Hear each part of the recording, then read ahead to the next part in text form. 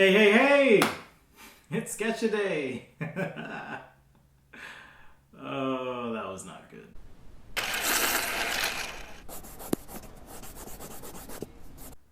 Hey everyone, welcome to Sketch-A-Day. That was my very crappy opening that you just saw, but I decided to leave it in because I thought it'd be hilarious. So, hopefully that is true. Today, we will be sketching stuff. I actually forgot what I'm doing today. No, today I'll be going over Chrome cylinders, and kind of how they work and why they work that way, and just some quick techniques for capturing Chrome using three different materials. We'll use pens, we'll use pencil, and we'll use marker, just to kind of show how that works in cylindrical and perhaps even organic forms. So let's get started. Alright, so the first thing you kind of need to understand is how light works with convex mirrors. I always mix up convex and concave. So let's assume there's some sort of spherical or cylindrical mirror form here. And let's assume that here, right through the middle, we've got a plane, okay? And right on this plane, there's someone standing. Maybe that's you, and you're standing here. Now, here's the center of my circle. We're going to discover a few interesting things here. If you like the physics behind this stuff, you can Google how convex and concave mirrors work. I personally find it fascinating and very helpful in my sketching to understand how things work. So I'm going to try and simplify and break this down just a little bit. So let's assume that there's kind of a plane of action, if you will, right here, that is coincident to that point on this circle or this convex mirror. Now, as light travels toward the mirror, so here's our first ray of light, okay, right at the surface, normal, meaning a line that's tangent to the surface, I'm going to get, right at this point, tangent to the surface, I'm going to get a normal, okay? And if you watch some of my other videos and you've heard me talk about reflections, you'll hear me mention the angle of incidence and reflection. Basically, that just means where the light is incident to this point, it's going to reflect at an angle that is the same at which it hit that point. Kind of like a ball that has no friction somehow, and it hits the surface and reflects right at the same angle that it came in, but in the opposite direction. Now, what I can do is, looking at that, right, when I look inside of a mirror, I don't actually see this light over here. I see an image in the mirror. And it's almost as if you want to kind of trace where this light ray seems to be coming from. So if we trace that back down here, we get our first ray trace. Okay, let's do that in orange so we can see. The next thing we'll do is we'll say, well, what if there was a light ray passing right through this point? Okay, as it is coincident to this plane of action on my sphere or my cylinder or some circular profile. Well, here's my normal, here's my angle, so I just need to take that angle, reflect it back on the other side, and boom, I have a point right here. Well, just for kicks, let's see what happens if we take another ray of light, like so, and we go kind of toward the center, right, of this convex mirror, right through there. Well, if we hit the mirror at this point and we draw a line normal, it looks as though, hey, boom, the light ray looks like it's bouncing directly back. Well, actually what's happening is it's pointing directly to the center. And it so happens that these three light rays that we trace, and if this is crazy confusing, here's the sweet thing that I want you to pay attention to, is that this point, which is relative to the tip of our arrow here, or you, that would be like your head, okay, that's going to give us the height of our image that we would see in this mirror. Mind blown. Well, think of it this way. When you look at a cylinder or a sphere that's really shiny, almost mirror-like, and think about your reflection in that mirror, you tend to be compressed or stretched or distorted in some ways. And this is kind of explaining that distortion. Sorry, my ear was scratching there. This is kind of explaining that distortion. So anything that's reflected into this is going to, well, one, appear to be closer. So if you compare the distance here, x, to the distance here, y, which is the actual distance that you are from this mirror, your reflection is, one, going to seem shorter. So here's my height of my reflection and the height of me, the original. And if I compare these two, there's a relationship, right? The reflection is smaller. The reflection is also closer, or appears to be closer, than you are to the mirror. If you remember from my other video on reflections, that the rule with a planar mirror, planar mirror, is that the reflection is the same distance away. And there's a physics explanation for that, which is this is actually a focal point. Well, there's a focal point rather between the outside of this convex mirror and the center of the convex mirror, and that focal point in a planar mirror is at infinity. So anyhow, don't get too confused. If you want to though, you can watch those videos about physics and kind of understand a little bit more in technical detail about how and why this works. So what does this have to do with chrome at all, right? What does this have to do? Well, if you look at chrome, it's really a shiny mirror. So in the case of a flat surface, which is similar to a video I did previously about doing a shiny cube, that could be considered a chrome cube. Well, if you have a round or cylindrical section, then the reflections on that cube are going to be, one, compressed, and two, appear to be closer than they would otherwise in a planar mirror. So using our three materials, let's start with a pen. Okay, so I'm using a Sharpie here. And let's say I've got something like this. Okay, so I've got the end of my cylinder here and the side.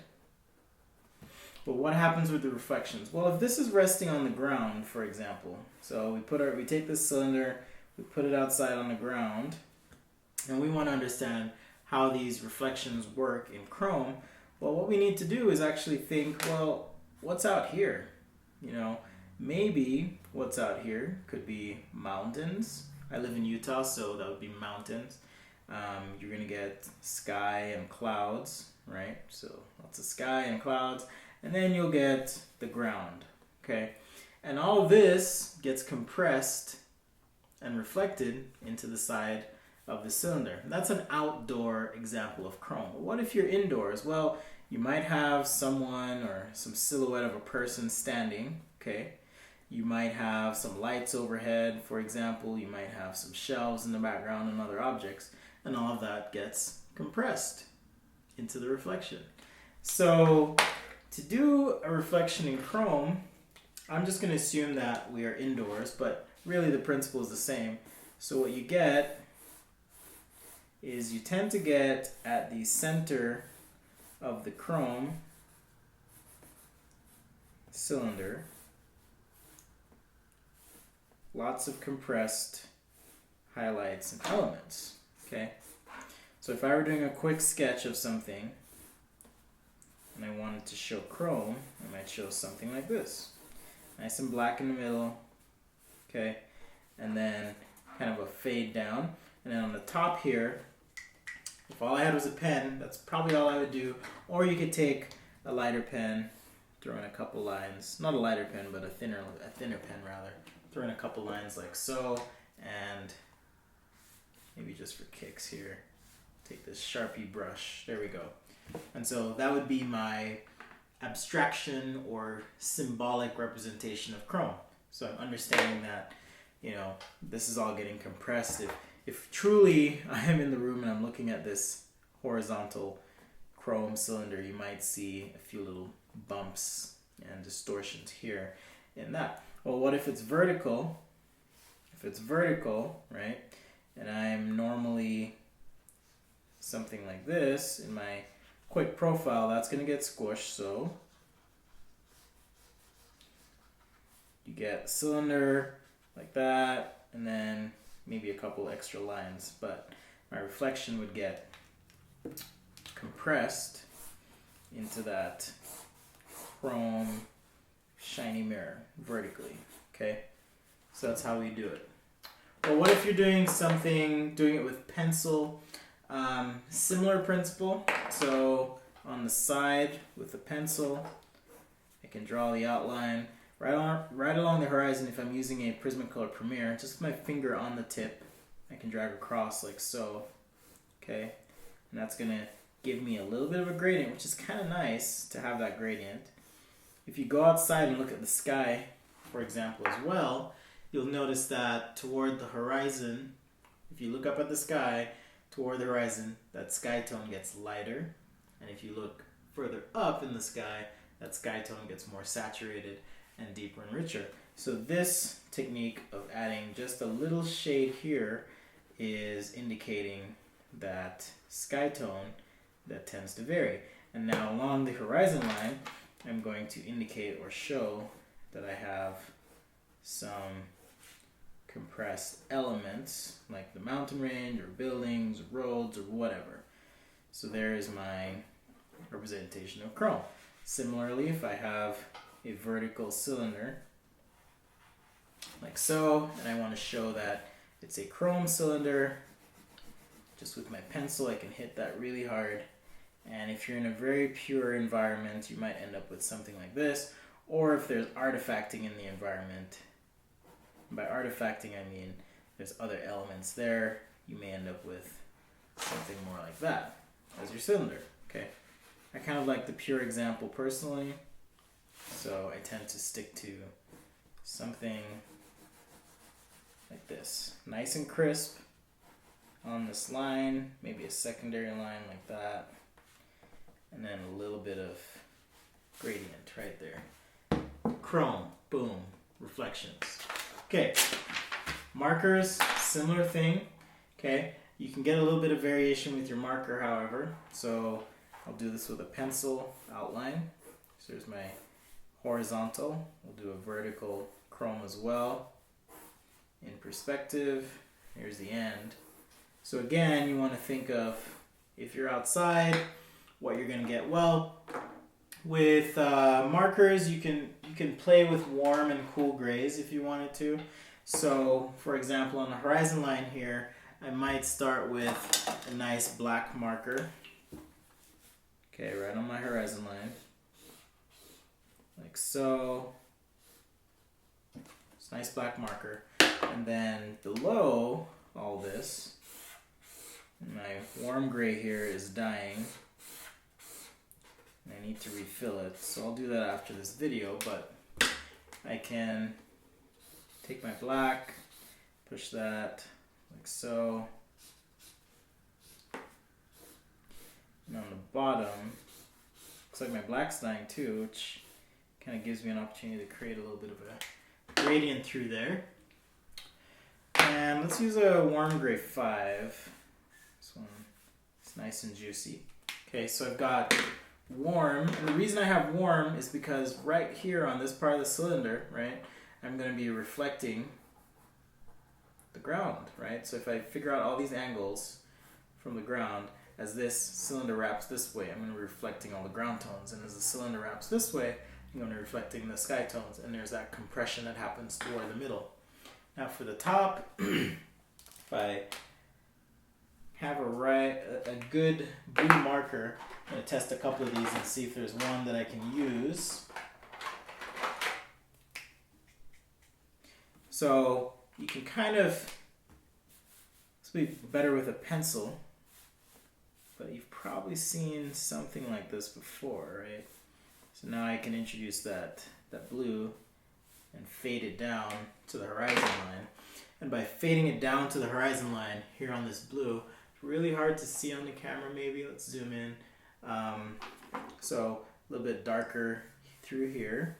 Okay, I'm just going to use my pencil really lightly down to the horizon line, and I get that feeling of chrome. Okay, let's use my Sharpie to punch that black a little bit. There I've got a nice chrome. You can imagine this, if on a motorcycle tailpipe or something like that, you've got that nice arrangement of reflection happening through there. Vertically, do the same thing, right? So, nice, strong, compressed reflection, and then maybe some other elements that are reflected in there. A bit of a gradient on that side and on the top.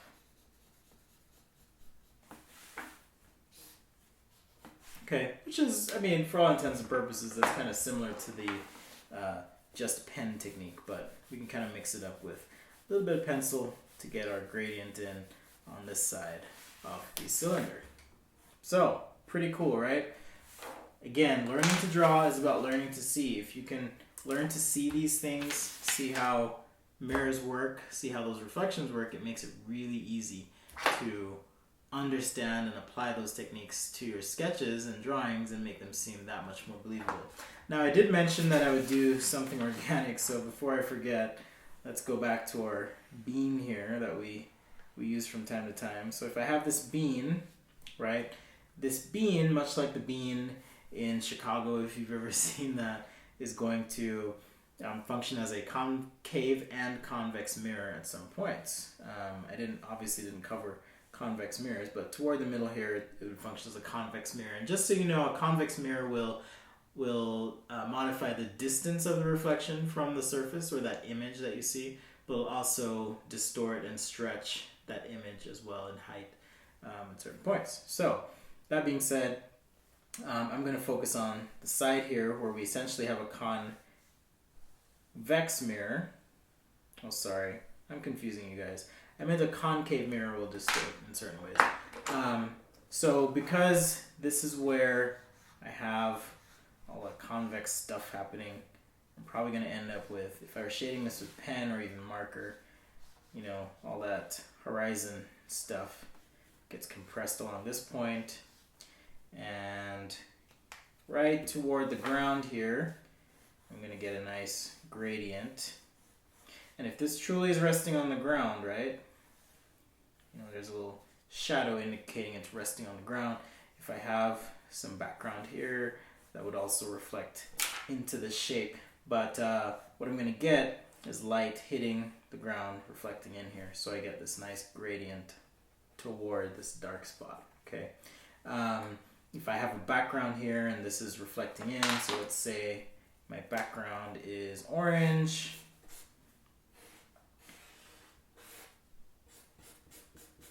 On the shape,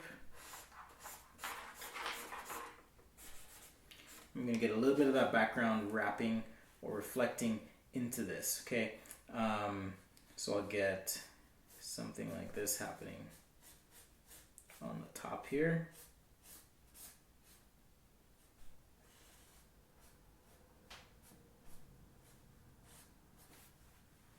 And perhaps on the side, right in this spot. Okay, pretty cool. So again, the reason I'm able to do this is I'm just thinking and processing through my head how that reflection would work on that curved section of the mirror, and then I'm able to just kind of quickly approximate and represent that. So hopefully you're able to pick up on some of these subtle techniques with regards to chrome. Interesting material, something that can add a little bit of pizzazz to your sketch should you need it. So next time we do a video together, we will look at applying chrome on a product and rendering that with marker in the same sketch. It'll be a quick sketch showing chrome as one of the materials on that sketch. Thanks again for joining me. It's been fun. Please subscribe to my channel. Please. I don't mean to sound desperate or anything, but subscriptions help, and it also makes it so that you will be the first to know when I post a video, and you can be ahead of everyone else, frankly, because sometimes I post really late or really early, so you'll be the first to know.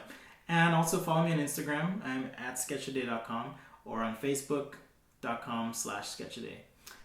We'll see you guys next time. on Sketch Today.